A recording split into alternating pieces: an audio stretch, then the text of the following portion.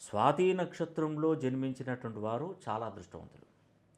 మిగతా 26 నక్షత్రాలను మామూలు వాళ్ళ అని నేనని చెప్పను గానీ, స్వాతి నక్షత్రం టాప్ నంబర్ 1 నక్షత్రం.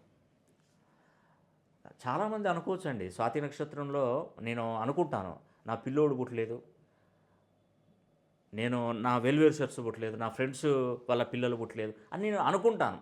అలా అని చెప్పేసి ఈ స్వాతి నక్షత్రానికి ముహూర్తం పెట్టేసి డెలివరీ చేస్తే అది చట్టవిరుద్ధం. ధర్మబద్ధంగా పిల్లలు కలగాలి గానీ, మనం ముహూర్తాలతో పెట్టి ఆ జన్మం అనేది అవసరం లేదండి.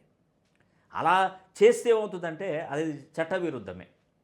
స్వాతి నక్షత్రంలో మీరు పుడితే ఖచ్చితంగా స్వాతి నక్షత్ర హోమం జరిపించుకొని చూడండి ఒక్కసారి. భవిష్యత్తు బాగుంటుందండి. నారసింహుడు శుక్రవారం స్వాతి నక్షత్రం పడినప్పుడు ఒక్కసారి వీలైతే లక్ష్మీ నరసింహస్వామికి తులసి మాల సమర్పించి మనసులో